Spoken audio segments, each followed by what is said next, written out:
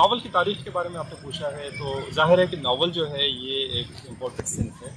یہ انگریزوں کی وساطت سے یہاں پہ آئی. اس سے پہلے ہمارے ہاں داستان کا تصور تھا اور داستان بھی زیادہ تر سننے سنانے کی چیز تھی. وہ اس وقت لکھے جانے کا رواج نہیں تھا. وہ بعد میں لکھی گئی منشی نول کشور جو تھے اس کے پریس میں داستانیں, وہی داستانیں جو کہ پہلے سنائی جاتی تھیں وہ پھر بعد میں ضابطۂ تحریر میں لائی گئیں اور چھپیں اور بڑی مقبول ہوئیں. لیکن ڈپٹی نذیر احمد جو ہیں وہ اردو کے پہلے ناول نگار ہیں.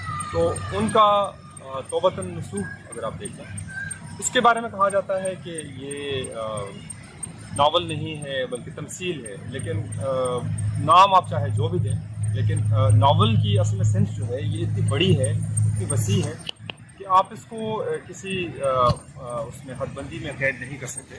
اصل میں ہر ناول جو ہے وہ اپنا اسلوب, اپنا جانرا, اپنا سٹائل کو ساتھ لے کے آتا ہے. تو ہر اچھا ناول اور ہر بڑا ناول وہ ناول کی جو تعریف ہے اس میں تھوڑا سا اضافہ کرتا ہے.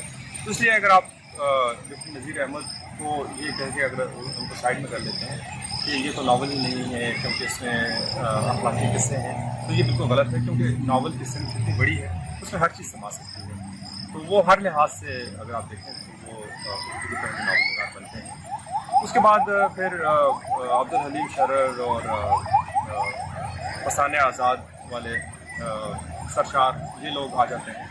لیکن پہلا جو جدید ناول کہا جاتا ہے وہ ہے امراؤ جان ادا مرزا حاجی رسوا کا, جو 1899 میں لکھا گیا. تو اس کے بعد پھر ہمیں نام ملتا ہے پہلے جو جنہوں نے متواتر کئی ناول لکھے اور اچھے ناول لکھے وہ منشی پریم چند ہیں, جو کہ افسانہ نگار بھی تھے. افسانہ نگار زیادہ بڑے تھے, ناول بھی انہوں نے کئی لکھے جن میں گودان نسبتاً بہتر ناول. تو لیکن اسی دوران یہ ہوا کہ اردو میں ناول کی صنف جو تھی اس کو اتنی پذیرائی حاصل نہیں ہوئی جتنے افسانے کو ہوئی. افسانہ بھی باہر سے آیا تھا. اردو کا پہلا افسانہ 1903 یا 1904 میں لکھا گیا. ناول حالانکہ اس سے تقریباً 40 سال پہلے لکھا جا چکا تھا, 30 سال پہلے لکھا جا چکا تھا, لیکن ناول اس طرح سے زیادہ اس کی پذیرائی اردو میں نہیں ہوئی.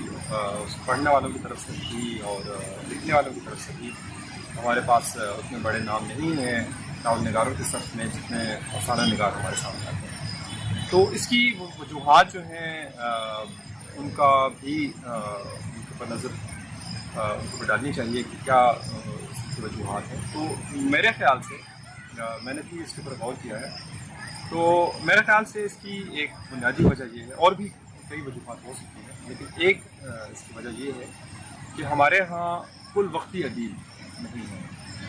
جس طرح میں نے پہلے عرض کی تھی کہ ہمارے ہاں جو بھی مصنف ہیں تو وہ ساتھ میں کوئی اور کام کر رہے ہوتے ہیں اور پارٹ ٹائم آ کے تو وہ لکھتے ہیں. تو ناول ایسی چیز ہے کہ اس کو پارٹ ٹائم لکھنا جو ہے وہ ممکن نہیں ہے, یا اگر ممکن ہے بھی تو انتہائی مشکل ہے. افسانہ آپ لکھ سکتے ہیں, آپ شاعری کر سکتے ہیں, غزل آپ لکھ لیں گے, نظم لکھ لیں گے, لیکن ناول جس کو لکھنے میں آپ کو 3-4 سال 5 سال چاہیے, تو وہ ہمارے ہاں شاید اتنے لوگ نہیں تھے جو کہ کل وقتی ادیب ہوں جو اتنا وقت دے سکیں کسی ایک ناول کو یا کسی ایک کتاب کو. تو اس لیے یہ ہمارے ہاں ایک وجہ ہے کہ یہ زیادہ نہیں اس کی پذیرائی ہوئی. افسانہ اس کے مقابلے پر افسانہ بہت زیادہ لکھا گیا, بہت اچھا افسانہ لکھا گیا, اور اردو افسانے میں کئی نام ایسے ہیں کہ جن کی اچھی ٹرانسلیشنز اگر ہوں تو مجھے یقین ہے کہ وہ بین الاقوامی سطح پر بھی اپنا نام بنا سکتے ہیں. تو ناول ہمارے ہاں بدقسمتی سے کوئی اتنے بڑے اس کو ہم کہہ سکیں انٹرنیشنل لیول کے ناول وہ نہیں ہیں. تو اگر ہم ایک شاعرانہ نظر ناول نگاروں کے اوپر ڈالتے چلیں تو اردو کا پہلا ماڈرن ناول جو ہے وہ امراؤ جان ادا ہے. پہلا ماڈرنسٹ ناول اگر آپ کہیں جس میں ماڈرن ٹیکنیک, ماڈرن جو دور ہے اس کی ٹیکنیک استعمال کی گئی. شعور کی رو, وہ سجاد ظہیر کا ناول ہے, لندن کی ایک رات, ناولٹ آپ اس کو. تو شعور کی رو کی ٹیکنیک استعمال کی گئی. پھر اس کے بعد اچھا اسی زمانے میں ایک دلچسپ بات یہ سامنے آتی ہے کہ محمد حسن عسکری جو کہ اردو کے سب اول کے نقاد ہیں, انہوں نے بھی اپنے ادبی کیریئر کا آغاز انہوں نے فکشن لکھنے سے کیا تھا، اور ان کے جو ابتدائی افسانے ہیں وہ بھی شعور کی رو کی تکنیک پر لکھے گئے ہیں۔ خاص طور پہ ان کا افسانہ حرام جادی جو ہے وہ خالصتاً شعور کی رو کی تکنیک میں لکھا گیا ہے۔ بیسیکلی یہ ایک چیخوف کا افسانہ ہے، اسکول مسٹریس، اس کو انہوں نے اپنے انداز میں لکھا ہے، اس کو ری رائٹ ایک لحاظ سے کیا ہے، لیکن شعور کی رو کی تکنیک ہے وہ انہوں نے اس کو آزمایا ہے۔ تو دلچسپ بات یہ ہے کہ عام طور پہ جو نئے لکھنے والے ہوتے ہیں وہ اپنے وقت سے کوئی 20 سال پیچھے ہوتے ہیں، کیونکہ ان کو جگہ بنانے میں اور ساری صورتحال کا جائزہ لینے میں اور اس کو مطلب گرپ حاصل کرنے میں ان کو ایک طرح سے وقت لگتا ہے۔ لیکن عسکری صاحب نے 20 سال کی عمر میں اپنے وقت سے 20 سال آگے کا افسانہ لکھا، تو یہ بڑی حیرت انگیز بات ہے۔ اچھا، پھر اس کے بعد جو سب سے اہم نام آتا ہے ہمارے سامنے وہ ہے قرۃ العین حیدر کا، جو کہ ابھی تک جن کے بارے میں کہا جاتا ہے کہ وہ اردو کی سب سے بڑی ناول نگار ہے، اور مجھے اس سے مکمل اتفاق ہے کہ جتنے ناول انہوں نے لکھے اور جتنے اچھے ناول لکھے اور جتنے متنوع انہوں نے ناول لکھے، تو وہ کوئی اور اس طرح کا ناول نگار ہمارے سامنے نہیں ہے۔ عبداللہ حسین ہے، لیکن ان کا بڑا ناول جو میرے خیال سے وہ اداس نسلیں ہی ہے۔ اس کے بعد وہ اداس نسلیں کے پائے کا کوئی اور ناول نہیں لکھ سکے۔ باغ انہوں نے لکھا، نادار لوگ لکھا۔ نادار لوگ ان کا اچھا ناول ہے، لیکن اس کے اوپر ایک بڑا سایہ ہے جو الزامات اس کے اوپر لگے ہیں، جن میں کسی حد تک جان بھی نظر آتی ہے کہ وہ ایک ناول نگار کی، انگریزی کا ان کا ناول تھا خدیجہ گوہر، تو ان کے ناول سے بہت حد تک انہوں نے استفادہ کیا، اس لیے ہم اس کا ذکر زیادہ نہیں کر سکتے۔ اچھا، اس کے بعد شوکت صدیقی، جو بعد میں تو نہیں لیکن تقریباً اسی زمانے میں لکھ رہے تھے، خدا کی بستی، ان کا بہت ہی اہم ناول ہے اور اردو کے صف اول کے ناول اس کا شمار ہوتا ہے۔ تو ان کا جو انداز ہے وہ مجھے باقی ناول نگاروں سے مختلف لگتا ہے۔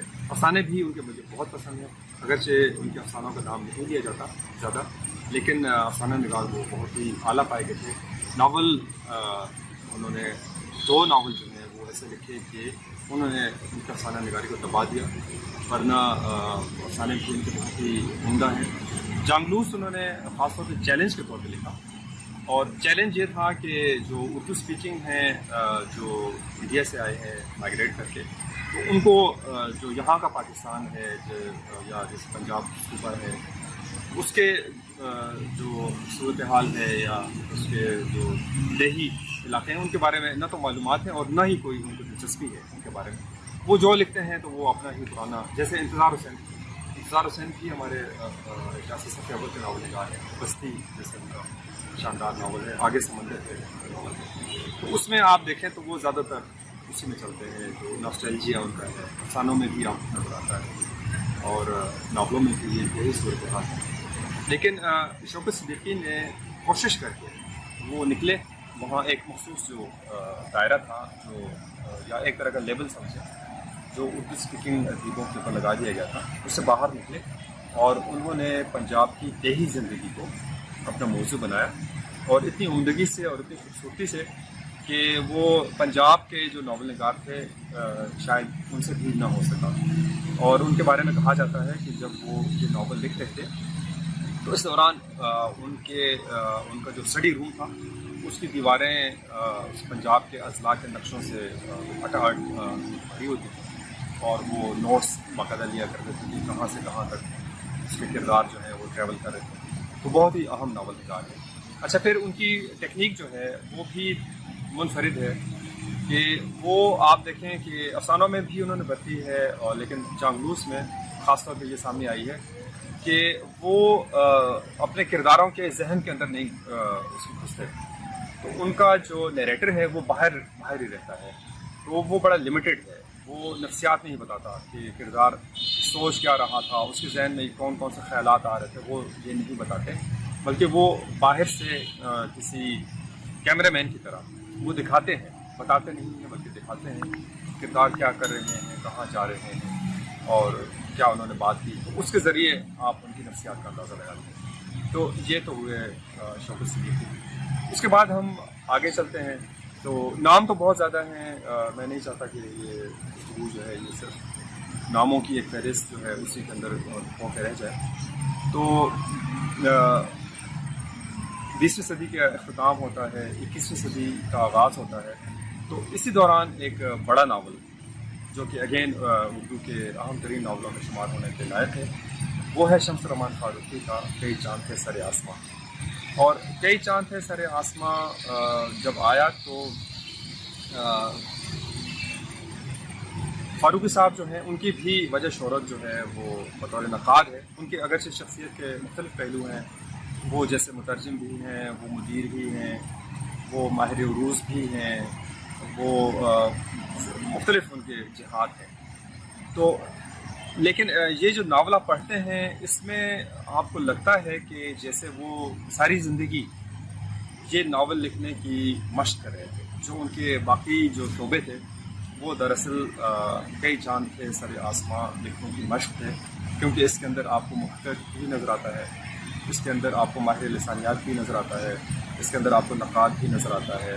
تو یہ ساری چیزیں جو ہیں وہ سمٹ کے تو یہ ایک ناول کی صورت میں ہمارے سامنے آ گئے ہیں. ناول کے بارے میں، اس کی طوالت کے بارے میں کہا جاتا ہے، اور اس کے مختلف جو حصے ہیں ان کے بارے میں کہا جاتا ہے کہ فلاں حصہ جو ہے وہ فلاں حصے سے بڑا ہے یا چھوٹا ہے. تو میرا اپنا یہ خیال ہے کہ کوئی بھی ناول جو ہے، کوئی بھی بڑا ناول وہ 100% ہموار نہیں ہوتا. اس کے اندر اتار چڑھاؤ ہوتے ہیں. کہیں پہ ناول نگار کی گرفت بہت زیادہ ہوتی ہے، کہیں پہ تھوڑی ہلکی پڑ جاتی ہے، لیکن ہمیں مجموعی طور پہ دیکھنا ہوتا ہے کہ اس کی مجموعی حیثیت کیا بنتی ہے. تو میرے خیال سے یہ اردو کے چوٹی کے ناولوں میں شمار ہونے کے لائق ہے. اسی کے بعد تھوڑے ہی عرصے بعد ہمارے سامنے آتا ہے مرزا اطہر بیگ کا ناول غلام باغ، جو کہ بالکل ہی مختلف ناول ہے اس سے. دوسری بالکل ایکسٹریم ہے، جو کہ جس کے بارے میں کہا جاتا ہے کہ اردو کا پہلا پوسٹ ماڈرن ناول ہے.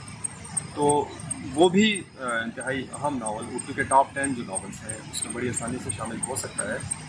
تو اس کی سب سے بڑی خوبی یہ ہے کہ پوسٹ ماڈرن جیسے اس کے اوپر لیبل لگایا گیا ہے، اس کے ناطے انہوں نے ایکسپیریمنٹیشن، جتنے ایکسپیریمنٹس ہو سکتے تھے فکشن لکھتے وقت، جتنے مختلف اسالیب آپ اختیار کر سکتے ہیں، جتنی مختلف آپ جو اس کے روپ ہیں وہ آپ بدل سکتے تھے، وہ مرزا اطہر بیگ نے اس ناول میں انہوں نے برتے ہیں، اور بڑی عمدگی سے اور بڑی خوبی سے انہوں نے استعمال کیا ہے. ایک بار پھر وہی بات کہ کہیں کہیں آپ کو لگتا ہے کہ اس کے اندر تھوڑا سا جھول رہ گیا ہے، اور ہر حصہ جو ہے وہ یکساں نہیں ہے. لیکن ایک بار پھر وہی بات ہے کہ ہمیں مجموعی طور پہ دیکھنا ہوتا ہے. تو مجموعی طور پہ غلام باغ کے بغیر اردو ناول کی تاریخ جو ہے وہ نامکمل ہے. اچھا، اس کے بعد ہم 2010 کی جو دہائی ہے اس میں داخل ہوتے ہیں. تو یہاں پہ ایک دلچسپ اور ایک خوش آئند بات ہمارے سامنے آتی ہے کہ اس سے قبل جو ہے وہ ناول نگاری اردو میں بڑی خال خال ہوتی تھی. کہیں کوئی سال 2 سال کے بعد کوئی ناول آتا تھا. تو لیکن 2010 کے بعد یہ اچھی بات ہوئی ہے کہ کئی ناول نگار ابھر کے سامنے آئے ہیں اور انہوں نے ناول لکھنا شروع کیے ہیں اور اپنا وہ نام بنا رہے ہیں، مقام بنا رہے ہیں. تو اس سے یہ ایک اور بات بھی ہمارے سامنے آتی ہے کہ یہ جو کہا جاتا تھا کہ ناول یا جیسے کتاب کے بارے میں کہا جاتا تھا کہ جدید دور ہے، موبائل فون کا دور ہے، PDF کا دور ہے، تو اس میں شاید ناول کی اتنی اہمیت نہیں رہی ہے. لیکن یہ ہم نے پچھلے 8-10 سال میں دیکھا ہے کہ کئی ناول نگار ہمارے سامنے آئے ہیں اور انہوں نے ناول لکھے ہیں اور وہ ناول پڑھے جا رہے ہیں. تو اگین میں نام جو ہے وہ نہیں لوں گا کیونکہ بہت زیادہ لوگ ہیں اور شاید کسی کا نام سے اس میں رہ بھی جائے. لیکن ناول بہت لکھے گئے ہیں اور اس میں بھی خاص طور پہ جو ہماری پوسٹ 9/11 صورتحال ہے اس کو بڑی عمدگی سے موضوع بنایا گیا ہے.